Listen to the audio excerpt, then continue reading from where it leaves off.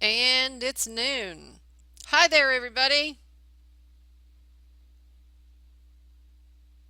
Oh, Libby's upset about the pumpkin butt baby. She's not even having any idea that we've been talking about her for 5 minutes. All right, I am recording. I'm very proud of myself for actually recording. If it works, I'll be proud of the software. Thus far, I've had a terrible time recording, and I'm gonna guess that Mitch is at the beach, in which case, and I hope he gets mildly stung by a jellyfish or stubs his toe or something, and that he has a recording to fall back on when we're done. Alrighty. Anybody got any questions or comments about last week's assignment or what you anticipate we're going to be doing today or what? Yeah, you're right. Class is always better than the beach. Ha ha. Everybody got their notes outline thingy you should have printed off from course sites? Grace, darn it. You and those stupid semicolons. I'm going to find some way to break you of that habit. Just put them out of your vocabulary. All right, we got some green checks going on over there, so I'm going to assume that you guys are all ready to rock and roll. And if James jumps in, everybody greet him properly and tell him he's missed 30 minutes of class and mess with his head. All right, so last week y'all wrote paragraphs. First time that you've done any actual writing this year. And I swear it was as if I'd never opened my mouth about all the stuff that I talked to you about last week or the weeks previous. Just about every one of you turned in something that you could easily have written 3 months ago without ever having heard a word I said. I'm still getting the thens and the thans mixed up. I'm still getting lots of misuse and abuse of prepositions. I'm still getting overly simplistic sentences written straight from the outline. I'm still getting semicolons galore from Miss Grace. Um, and she's not the only one to have punctuation issues. But by and large, I was at first disappointed when I started grading stuff last week. And then it kind of turned the tide because as soon as I sent comments to you guys, I started getting the repairs back. And the repairs that I got were so impressive. It was like you guys just tossed some garbage out the first time just to mess with my head and add to my gray hair. And then as soon as I called you on it, suddenly you're all geniuses and you do know what I've been talking about and you do know how to do it properly. So the benchmark goes even higher, darn it. Um, in case you haven't figured it out yet, although I usually give you an opportunity to earn back points because I like for you to fix things instead of just live with them being yucky. You can never have more than half your points back. So if you start with a 50, you're never going to get better than a 75 for the paper. So don't fall back on that. And one never knows when that will go away. Hint, hint, it will happen. At some point, I will make you stand on your own 2 feet. And if you're like this little baby, you will stand with little chubby feet with something painted that none of us want to see, especially Olivia. Alrighty, so I want to quickly go through another paragraph with you before we move on because I was so frustrated with how y'all started last week. And even though you finished well, I still feel the need to beat you about the head and shoulders a bit. So let me get a cursor going here. So we're going to use this little mini outline that I took from one of your all's papers from a couple of weeks ago. Whenever you were asked to do your question and answers for the 5 random prompts. And this particular one is about the goal and the pursuit of it. And this person chose to say that the pursuit was more satisfying than the goal itself. So typically, what I would get from you guys, let me see if I can get my little cursor thingy working today. Typically, the type of thing I would get from you guys would be this. Somebody tell me what's wrong with that.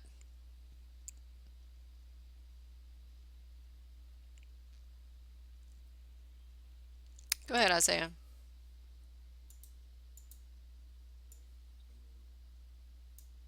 It is somebody else. What do you see wrong with it? Pardon the sniffles. It's allergy time in Tennessee. Oh, come on now.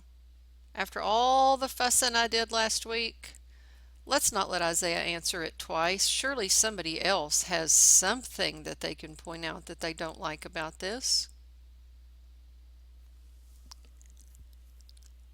Ezra.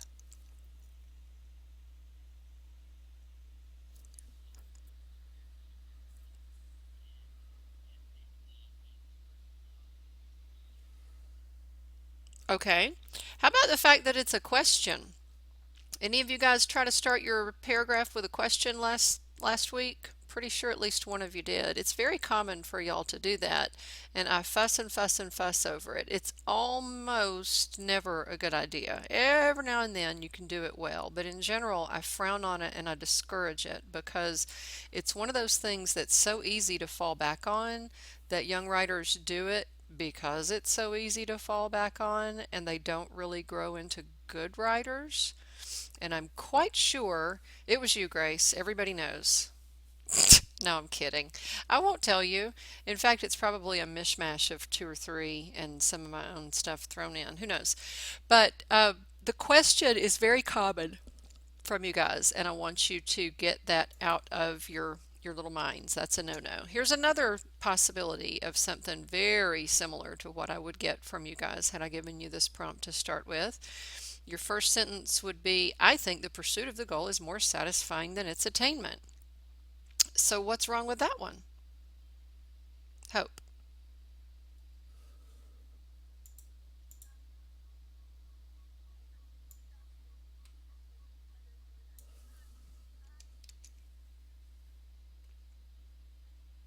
It's first person. Now, your whole paper is your personal opinion. Um, it's inherent in the fact that you wrote it that it's your opinion. So saying I think throughout it is completely redundant, and it's also a hallmark of an immature writer. So never say I or we or our or whatever, especially I. If you start your thesis statement with I think this or that, my red pen just starts twitching. And for good reason. Any other reader reads it and starts to yawn in advance because they think, oh, great, a fifth grader wrote this. Y'all are better than that. Don't do first person. Here's another one. What would you say is wrong with this one? Isaiah.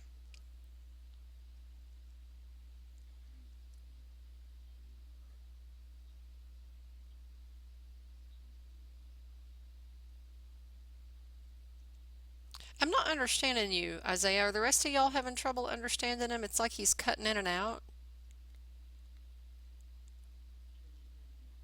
A little better. Yeah, try it again.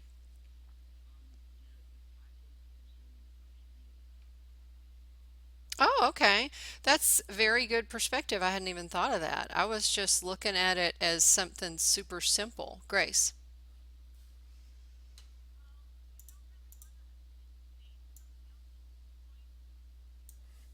That's another very good point. If you try to tell me what I'm thinking, well, I can automatically be offended and you could be wrong. So, yeah, don't attack your reader. That's a bad plan. Here's another one, very typical of what I would get as an opening sentence in a paragraph that had been worked around this question and answers. What's wrong with that one? Somebody I haven't heard from. Come on, get brave. I have definitely heard from Isaiah repeatedly. Isaiah, you're doing great. Libby, James. All right, James, go for it.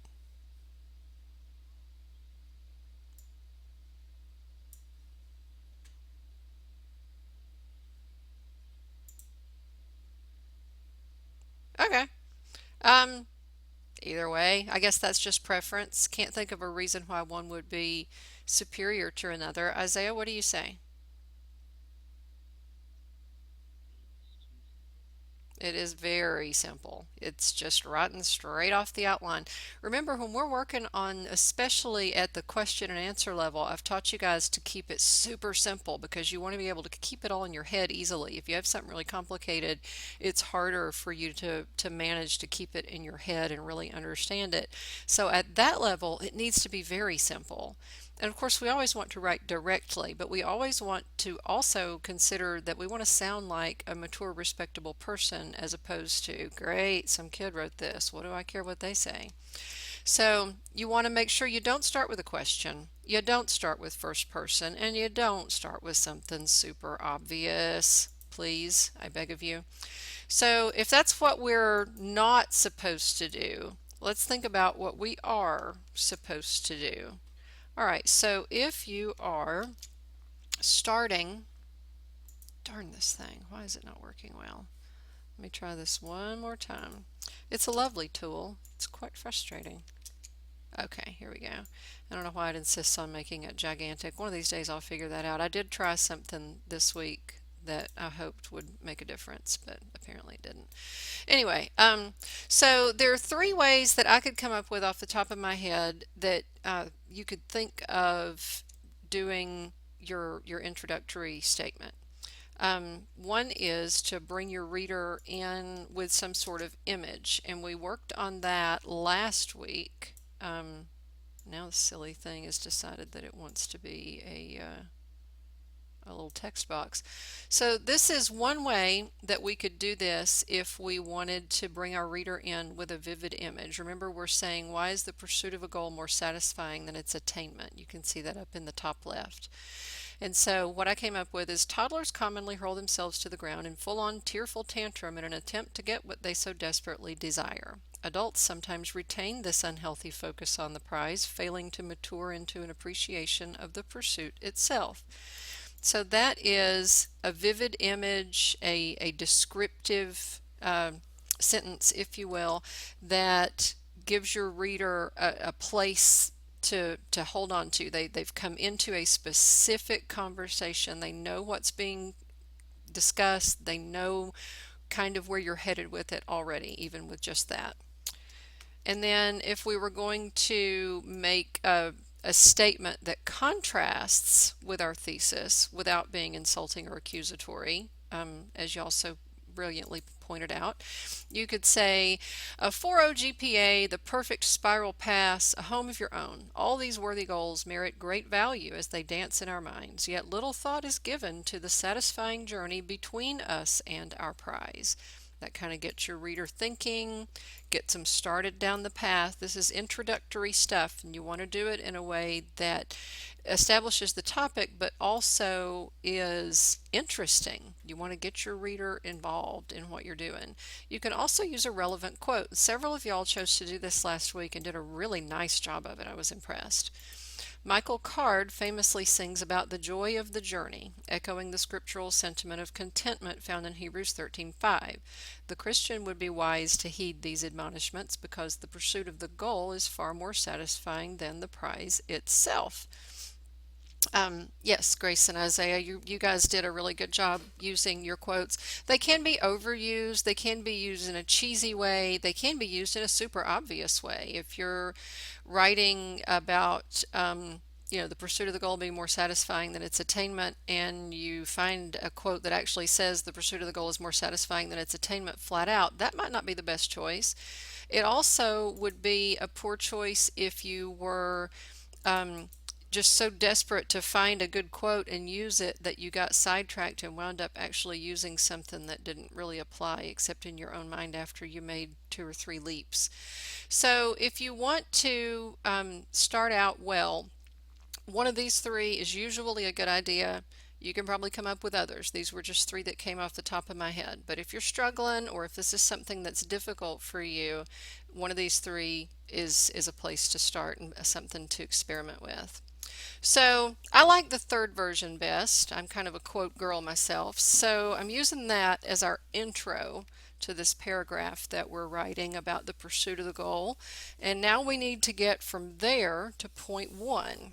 All right, so the most important thing that I'm doing here is thinking a lot about where I was and where I'm going. Unfortunately, the type of thing that I'm getting from you guys most often in this kind of scenario is something like this. You would say, let me get a pointer here. Oops. You would say the pursuit is more satisfying because we have something to look forward to. Well, that's pretty much exactly what the next line is supposed to be. It's verbatim. Drives me nuts. Don't do it. It's too easy, too simple. Remember, this is supposed to be super simple. This is supposed to be interesting. Clear, yes, but interesting. Another very typical thing I would get from you guys is, in fact, the pursuit is more satisfying because we have something to look forward to. So you have kind of a transition, but you're still just kind of looking at the next line and writing the next sentence. You're not really giving it any thought. I've seen students, write this sentence and then they get to this one and they sit there and they think about it and they stare at it and they stare at it and they stare at it, but they just don't know what to do. So I'm trying to give y'all a sense of what goes on in the mind of a person who finds this natural, some actual processes you can follow. So if you've just said that the goal is more satisfying than the prize, which is what we said in our opening sentences, um, then the next thing you want to do is to bring in the fact that it's because it gives us something to look forward to. Well, what we're looking forward to is the prize that we just talked about. So we're tied together there. So I read through what I have, and then I think about the idea that I'm looking forward to, that the goal is satisfying. And I say that I run those around in my head using different words other than what I actually have here, kind of forcing myself to think outside the obvious. And I think, what is it that I really need to say in this next sentence? So take a second, each of you, and think about what your next sentence would be. Just scratch it out on a piece of paper next to you. I may or may not ask for it later. What would your next sentence be? Give you just a few seconds.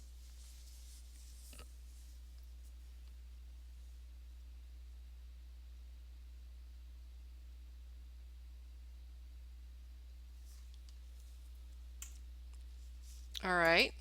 Hopefully something popped into your head, even though it's really hard to be creative on the fly. This is what I threw out last night when I was working on it. Um, I referenced the goal, which is what we just talked about, so that kind of ties it in. While the goal comes in a moment, the pursuit is, in effect, a series of prizes as we discipline ourselves to put in the necessary effort. Alrighty, so I've got second my first point there, my first answer taken care of. And now you can see down on the bottom left, I have the paragraph as it exists. So we're moving on to the next point. One way that I mentioned that I analyze stuff is by trying to formulate a sentence, or one way that as I try to formulate a sentence that I analyze things is to think of ways to summarize what I've already said. So one thing that some of the ways that I would actually look at the things that had been said already. Let me shrink this down a little bit. Get myself a cursor here. I would say that the first part said going after something's better than getting it because of the anticipation.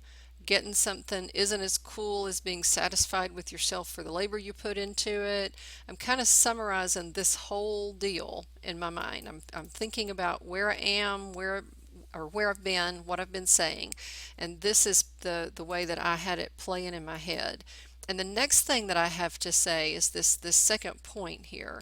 And so I'm thinking of ways to rephrase that. It's because we can be disappointed sometimes in the prize. It's because working towards it feels better than getting it if the thing isn't what you expected.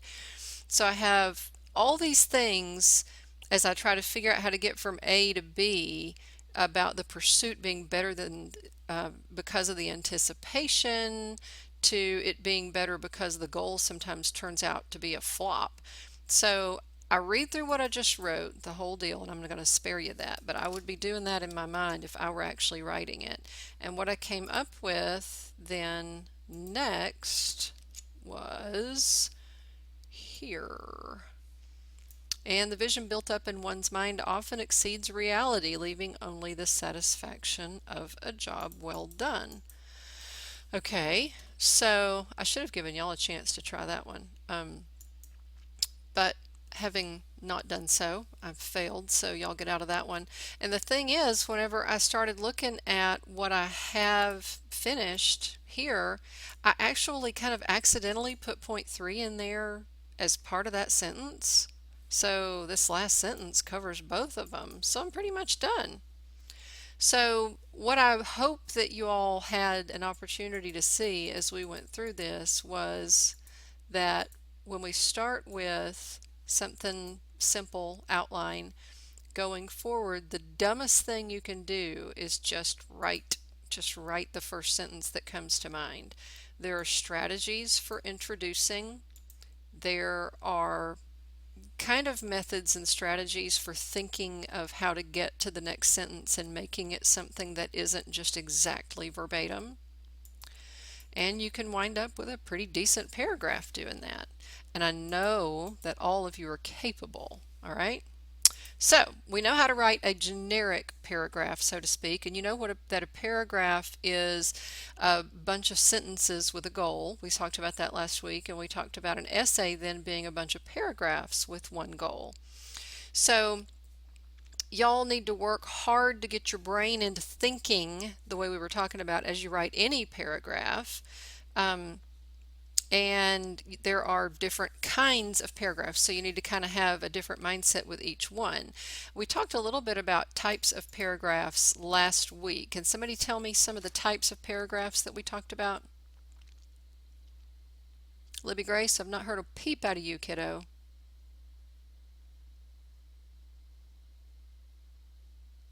What kind of paragraphs did we talk about last week? This is not difficult.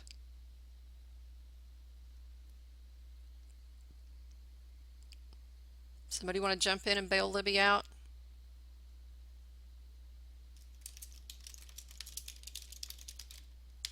Grace.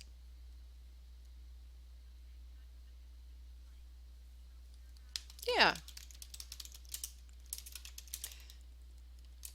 All right. Introductory paragraphs, body paragraphs, concluding paragraphs. Libby, can you come up with one of the other two?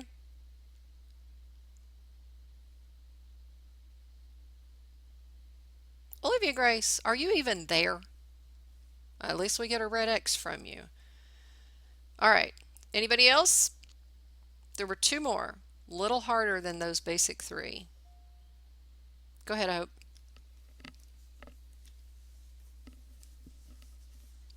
Yeah, very good. Transition paragraphs.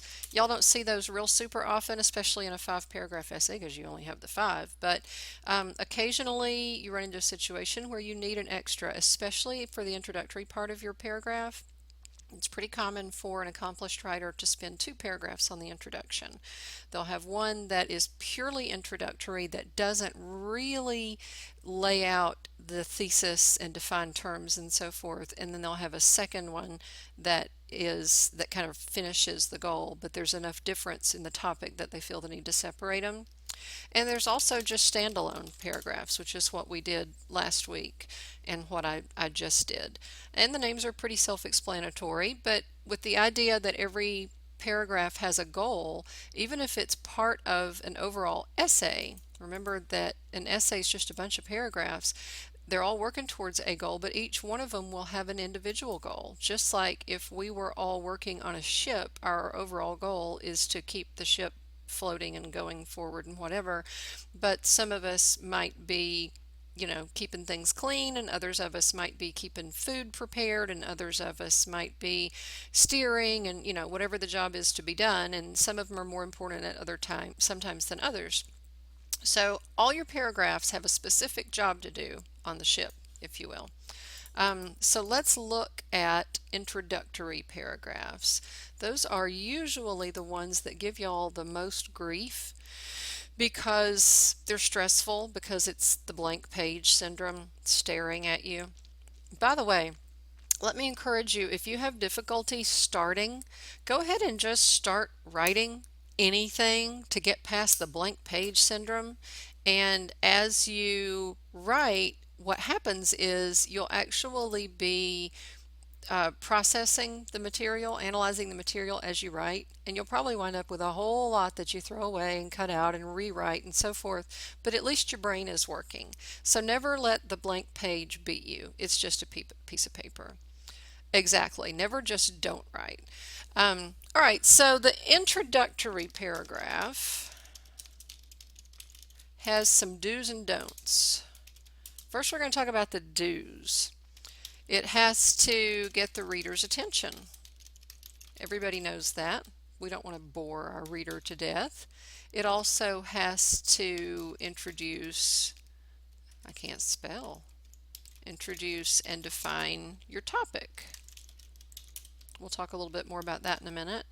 It also has to define any terms that you're going to use in your argument. That's not always necessary, but if you're going to limit your terms, or if your paper is about a topic that isn't just very, very specific, you need to make sure that you're clear on how you are using it, and how you're looking at it for your argument. Number four, it has to at least imply, oh lordy, I cannot type, your thesis. Now, y'all have been taught to make a thesis statement, but truly the best writers don't make an out and out flat thesis statement in their introduction. They save the basics of it for the very end, or I shouldn't say the basics. They save the most obvious statement of it for the very end. And in fact, in the beginning, they will allude to it and kind of say it, but and let their reader get funneled into the argument, if you will. But they won't just say exactly what they plan to say, because if you just tell them exactly, there's no reason for them to read it. It gets boring. All right, so then point five in our list of do's is that it usually has to state your three magic points. Now, sometimes you can summarize them all three in one statement, and that's best because it prevents boredom. Remember, your goal isn't to give your whole argument away in your first paragraph. Your goal is to get your reader oriented and prepared. You can think of it like the legend of a map. You know, you pick up a map, the first thing you do is get your bearings. You're going to figure out, okay, do I have it turned the right way? Do I know which way the writer considered to be north? Do I have some basis for knowing where I'm starting? Oh yeah, here I am. There's a big red X here. Apparently that's where I'm starting. And then go from there. The same is true for an introductory paragraph. You have to give your reader their bearings so that they don't read through going, what the heck? And you want to give them enough of an understanding of what you're saying so that as it unfolds, they have light bulbs going off. All right, so then the last thing that we have on our do list of introductory paragraphs is that it needs to lead into the first body paragraph. Anytime you have more than one paragraph, you're going to have to work between the two, so to speak. And that doesn't always mean a really obvious transition. Sometimes they go together perfectly fine without an obvious transition. What you want to avoid are those really super awkward ones where you've been talking about the leaves in Maine, and then the next paragraph goes into the materials that are used to make highways. What? How did we get here? So don't just come out of left field, but make sure that you are connected in some way. So then let's talk about the don'ts of your introductory paragraph. You should not, oh lordy, look what I wrote. I have to get that off of there. I cannot stand that. We will get rid of our dons. There we go. All right, go back and try this again. Don'ts. Probably should have two apostrophes in there. Oh well. Don'ts. Okay. Do not start with a question. Don't ever start a paragraph with a question in general. Um, do not write in first person. This applies to any paragraph. Do not use informal language. You want to be as formal and sounding like a big boy or a big girl as you can. After that one, we are not going to use overly used, overly used phrases like from the dawn of time. Not going to be super obvious. We're not going to act like we just copied this off of How to Write a Cheesy Essay. And lastly, we do not flatly state our thesis, giving everything away such that our reader is then going to be bored. You want to leave room for your beautiful conclusion because you're going to leave your reader with that conclusion. You want them to be most impressed with that. All right, so you want them to leave the introductory paragraph interested and understanding where you're headed so that they won't be confused, but they won't be bored either. Okay, so let's take that question and answer that we had earlier. And this time, instead of writing a paragraph, we're actually going to write an entire essay. All right, so typical of what I would get from you guys. Oops, what did I do? Let's try this one. Come on, there we go. Typical of what I would get from you guys is stuff like this. Your introductory paragraph would open with, why is the pursuit of a goal more satisfying than its attainment? It is because we have something to look forward to, because the goal isn't always what we think it might be, and because the sense of purpose is lost once the goal is attained. Ugh, don't start with questions. And don't just flat out say the whole thing. Lord help, why would I want to read your whole thing after I've already read exactly what it is you're going to say? These are the most basic, simple versions of your argument. If you put exactly that in your introduction, I have no reason to read on. Another typical thing that I would get from you would be when we, first person, pursue a goal, we often think of the goal itself as the prize, but it's really the pursuit that is most satisfying because, and then you list these three things. So, how do I think it should be done, or how do I think it could be done? We had three things a little while ago that we used as ways that we could introduce something. Anybody remember what they were? If you're going to introduce something, there were three ways that I threw out that you might try it. Isaiah?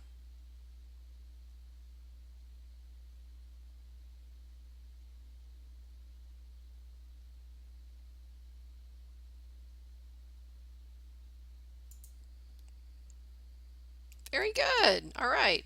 And now we have our giant version of it that we will attempt to shrink down to Lilliputian size. I don't understand this at all, but maybe one day I will. Anyway, all right, so we have these three possibilities. And so if you remember, we already used these three whenever we came up with how we thought we might introduce our subject in our standalone paragraph. In truth, it's the same concept, same deal, because we're still introducing. The only difference is in this paragraph, we're only introducing, we're not making the entire argument. So I still actually like the third one better than the others. So I'm still going to use it, and I have over here on the left a reminder to myself of what introductory paragraphs are supposed to do. So using what I have down there on the left, I've already gotten my reader's attention. I've introduced the topic. I've generally conveyed my thesis. I've kind of limited my my argument to be for Christians because a lot of it may not apply because I'm quoting scripture. It may not apply outside of Christianity because I'm quoting scripture, so I'm making that part clear. At this point, the reader knows that I'm going to argue that the pursuit of the goal is more satisfying than its attainment. They've got that. Do they need to know my three reasons? Can I convey them without making the rest of the paper boring? Um, so I started thinking about that, and I came up with this giant thing, shrinking down. Came up with this. Michael Card famously sings about the joy of the journey, echoing the scriptural sentiment of contentment found in Hebrews 13:5. The Christian would be wise to heed these admonishments because the pursuit itself, and down in the first version I had said is more satisfying than the prize. But in this case, I actually kind of just skipped the overall in favor of the 3 points. And I have the pursuit itself gives a purpose, a satisfying endeavor that provides focus for our lives and continues satisfying even if the goal itself ultimately disappoints. And it was at this point that I realized that I really liked points 2 and 3 in reverse order. So I started to tweak it a little bit. So I've reversed my points 2 and 3 on the top left of this page. And that's a very good point for you all to realize that we do change as we go along. Don't ever lock in to whatever you thought your thesis or your points were or their order or anything else, because if you're still thinking all the way through, it's very, very common for things like this to change. Um, so actually now I have their attention. I know they know what the topic is. I've limited the focus. Um, I've implied my thesis, stated my points. My reader's well prepared to hear my argument, but they don't know everything that I want in the conclusion. That's a good place to have them at this point. I'm ready to lead into my first paragraph, and the goal of that paragraph is to prove that pursuit is better than the prize because it gives us something to look forward to.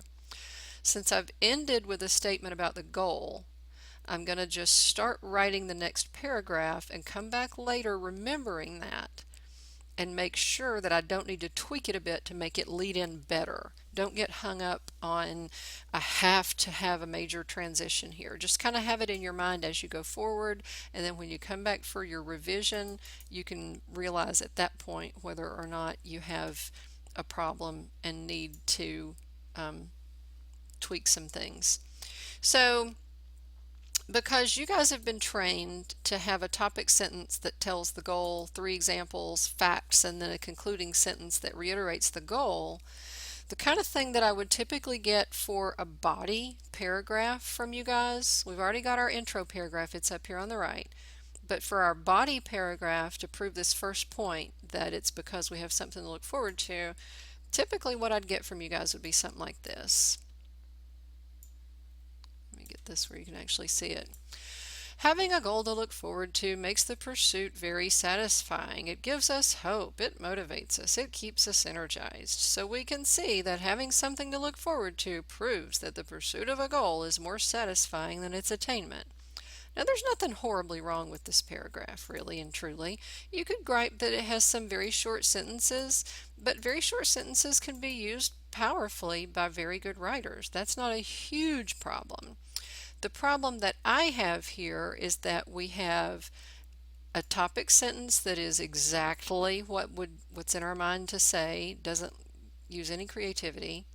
We have 3 simple points, and then we have a concluding statement that says, so we can see that having something to look, if I had a nickel for every time that I read a paragraph written by a student at your all's ages and stages that ends with, so we can see that, I actually would be a rich woman, but I would be even more crazy than I am now.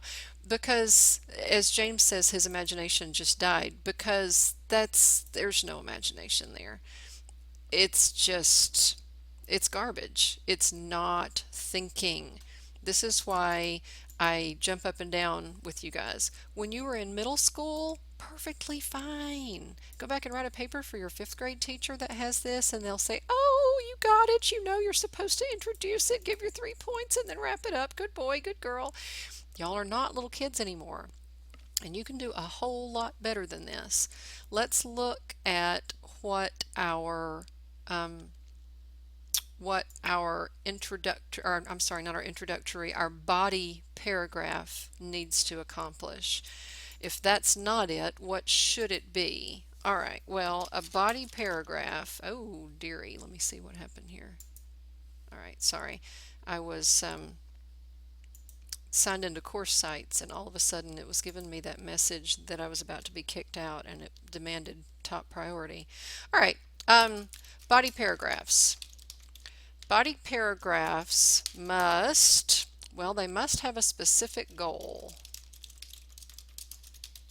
And those can be very easy to simply state in your mind. Simply.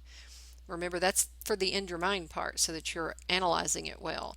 Very simply, this paragraph's goal is that the pursuit of a goal is more satisfying than its attainment because we have something to look forward to. Grace.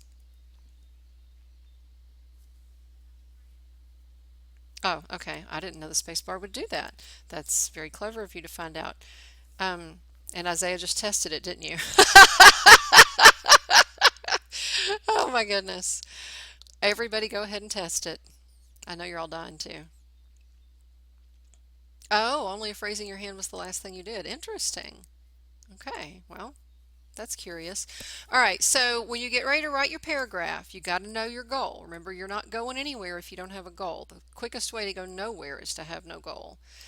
Um, so to get the goal, all you have to do is take your thesis statement and your because statement and put them together. So the goal of this one, if you look up on the top left, is going to be that the pursuit of the goal is more satisfying than its attainment because we have something to look forward to. And that's what we have to prove. That's our goal for this paragraph. It also has to have a topic sentence that introduces the goal. It also has to have 3 to 5 points um, with which it reaches that goal. Now, notice that I didn't say 3 points. I've actually had kids get frustrated with me because I pointed out that they only had three and they really needed a couple more for what they were doing. And they were like, but I have three. Okay, I don't care what you think the magic number might be. It isn't, in fact, a magic number. It is a generic number put forth for little kids, and y'all aren't little kids anymore. We put that out for little kids so that they'll have some goal, some idea of how long a paragraph needs to be. The truth is, professional writers make 1 sentence, 2 sentence paragraphs all the time. They also make 30 sentence paragraphs all the time. You need to make your paragraph in the length that my grandmother would say was as long as a piece of string. Yeah, that's true, James. It also prevents that. But you guys are big kids and you have lots to do, so I know you're not going to just write and write and write. But my granny would say in answer to, how long does it need to be, Miss Lawson? She was a teacher too, and her last name was Lawson, and she would say about as long as a piece of string. In other words, it needs to be about as long as it needs to be in order to accomplish your goal. Alrighty, so it also needs one more thing, and you can probably guess what that is. It needs to have a concluding sentence that reminds the reader of the thesis, how they just proved it, and leads into the next paragraph. All right? So to start your body paragraph, I'm going to remind myself of that goal. And the goal in this paragraph is to prove that the pursuit is more satisfying than its attainment because the pursuit gives us something to look forward to. So I now have to introduce that topic in a way that flows logically from the previous statement. Yeah, I might read the previous paragraph while I'm reminding myself of the goal of this one. I might try saying it in different words to help myself kind of get in my head exactly what it is that I'm doing with it. I'm telling you, the art of summarizing is hugely important when it comes to writing. If you can summarize even what you just said yourself personally, then you're probably going to be able to write well because you can actually get it in a format that you can understand. So this is what I came up with that I can't move. All right. Um, this is my introductory statement, I think. No, it's the whole thing. Hold on just a second. Let me look ahead here and make sure that I am where yeah, this is the whole paragraph that I came up with. So I've got my introduction. Rewards are famously used in scenarios like Pavlov's dogs, the proverbial horse with the carrot held just out front of it, the coveted gold stickers from preschool days. That's one of those image introductions. So the person already has in their mind a good understanding of where I'm headed. They're thinking about examples, probably even other examples in their mind of rewards. And remember, we've already talked about in our opening paragraph, we've already talked about how the goal itself may ultimately disappoint, that we need to value the the journey more and so forth. So they have that framework. They know that's coming. But now we've introduced this paragraph with the concept of rewards. And then we go on to humans and animals alike respond to rewards. It's common for a person to post a picture of the goal they're working toward, be it a chiseled body or a fancy boat. Having reminders of the outcome, gives us, should be an S there, energy and focus, which are very satisfying in themselves. A mature person has experienced these rewards and learned the pride that comes from a job well done, so they know that the journey itself and all that's learned along the way is more valuable than the gold stars that eventually go in the trash. So remember, I have my gold stickers from the beginning. I've wrapped up with my gold stars, and now they're going in the trash. I've given you a visual image of the goal itself not being worth very much, which is grand because my next point is going to be about having lost a sense of purpose once the goal is attained. Now, I did not do the other paragraphs. Contrary to popular belief, it is not my goal in life to sit around and write essays. But I did do some work on the concluding paragraph because I want you guys to have some pointers on how to attack your concluding paragraph. Now, what I would normally get from you guys for a concluding paragraph, and I still have our intro paragraph up there on the top right, what I'd normally get from you guys in the way of a concluding paragraph would be almost verbatim what was in the intro, except then you would add, so we can see that, and then I'd have an embolism because you just wrote in the first person and used a cheesy concluding line. It drives me completely around the bend. Oh, come now. I did tell you to copy something. There we go. All right. So for concluding paragraphs, we're not going to use those cheesy little things we used when we were little kids. A good concluding paragraph gives some sense to the reader that you're turning a corner, you're wrapping up, you're changing gears, you're no longer building your argument, you're now finishing it. It's going to have to flow from the previous paragraph, sometimes less obviously than others. It just can't be a choppy, ridiculous 180-degree turn. It summarizes your thesis. It reminds the reader of how it was proved. And the most important thing that makes your conclusion stand out from your introduction is that it gives some broader implication. It talks about, if you've been arguing about a point relative to your city, it might give an explanation of how this would play out on a global scale. Or if you've been talking about anything on a small scale, giving an idea of what would happen on a broad scale. That idea of shifting the focus from just your small little world to what if this was applied to everyone, or what if this was applied at the state level instead of the local level, or whatever. And you want to tie it back to your title and your introduction if you can. So with that in mind, what I came up with, if I can get my little cursor ditty back. Come on. Oh, there we go.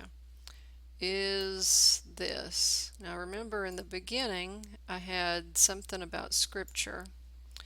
So I went back to scripture because remember this is specifically written to Christians, and I have the wisest man who ever lived said in Ecclesiastes that the best a man could do is to take satisfaction in his work. As a man who had more wealth than could be imagined, King Solomon, the author of Ecclesiastes, certainly knew a lot about enjoying material prizes, yet in his God-given wisdom he learned to place the pursuit of these goals ahead of the items. There's my thesis. Let me get a cursor back here. There's my thesis. to pursue the goals ahead of the items themselves. He undoubtedly would advise the modern Christian to value the journey above the jewels. There's my thesis again. For once received, the joy of the reward can be as fleeting as the sense of purpose we enjoyed during the pursuit itself. There's a wrap up of my 3 points that I made in my body. So, hold on one second. Sorry, overtaken with a cough. Um, oh, good question, Ezra. Um, us in the previous paragraph. You're talking about the body paragraph that we had? Where is it? Where is it?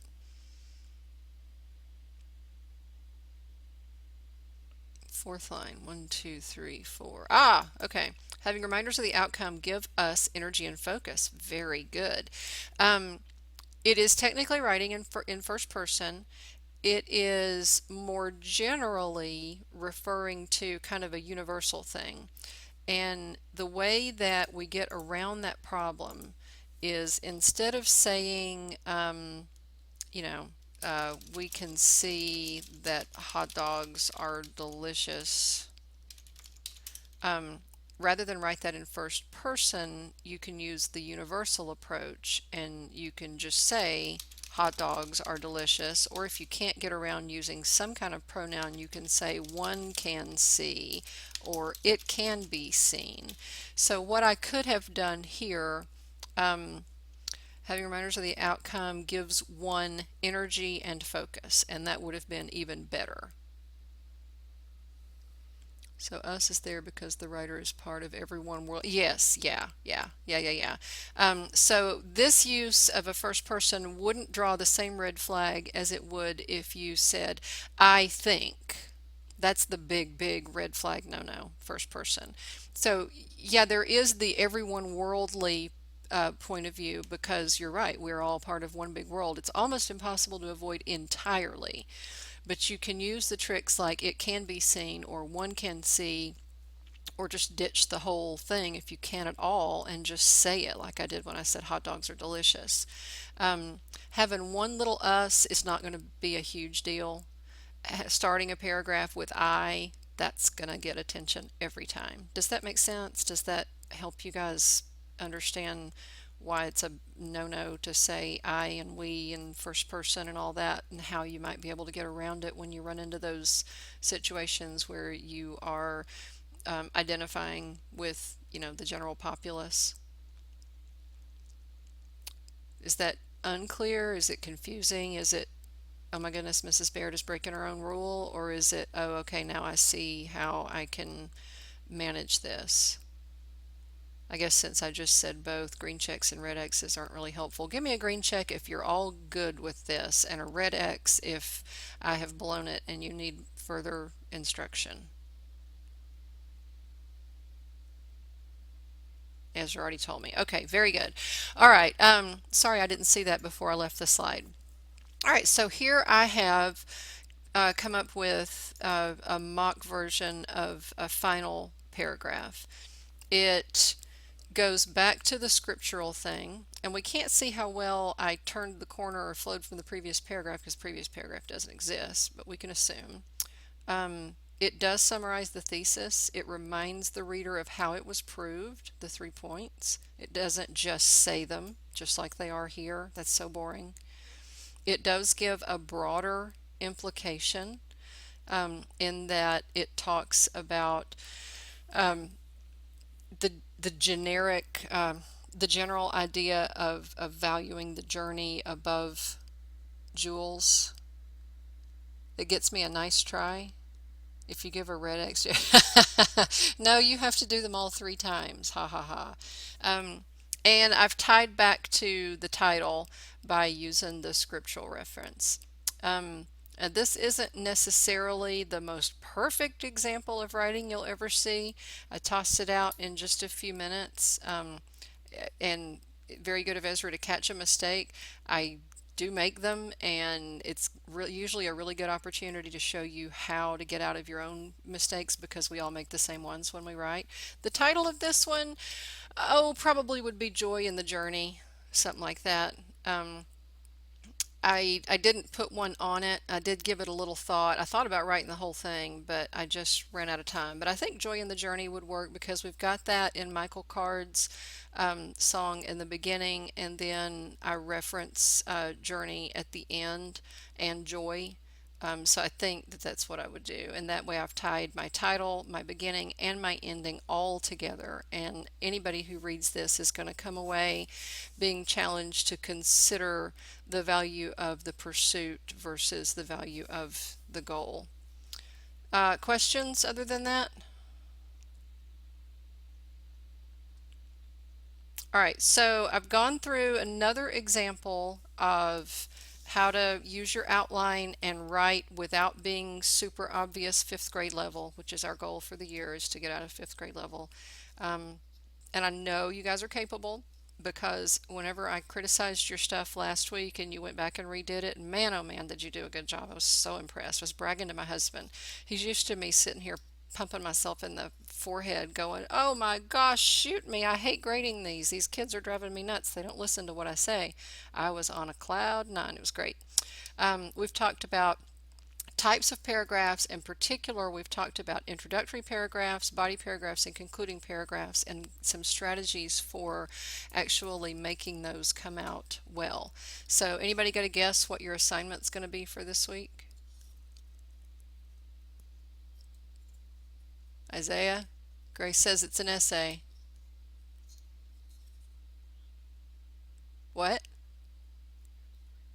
Yep, you are correct. Homework for this week, a five-paragraph essay. You're right, Ezra. Um, I should have a space between six and complete, sorry. I actually had five in there first. I had to go back and change it. And when I did, I guess I took out the space. Yep, we're going to go back to that outline. You guys have beat this outline to death. You're going to be so sick of Thomas Jefferson and the Louisiana Purchase and whatever else y'all have written about. You'll never forget it. The same one that you used for last week's paragraph, which ought to give you a good start on your introductory paragraph. The slides for this week will be made available if you want to go back and look at how I did the introductory paragraph versus how I did the standalone paragraph. Um, there's, subtle differences. You don't want to give away everything. Um,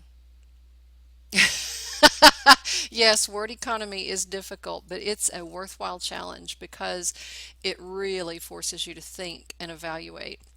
Hopefully, by this time, you guys have analyzed this so much that wording this will be a cakewalk.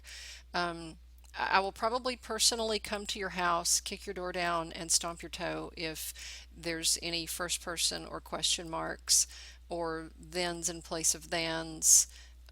Or misused prepositions. I'm going to start wearing like Mr. Preposition suit with a hatchet through my head whenever I teach class because you guys just kill them, kill them, kill them. Pay attention to those things. Learn how to use them. Oh, yes, I do, Mr. Lakey. I have your address. Do you know why? Because all the moms gave each other our addresses. They're on the Yahoo group. And we can MapQuest it. We can look at you. We can see you. We can see your house. We can find you. And don't think that I can't get in an airplane, even from Little Louise, Tennessee. I don't know. I'm just kidding. But please pay attention. Do it right. Think, think, think. Please, please, please think, think, think. If you've got questions or want to talk about your markup from last week, you are more than welcome to stick around. Otherwise, y'all are dismissed 2 minutes early. Points for me.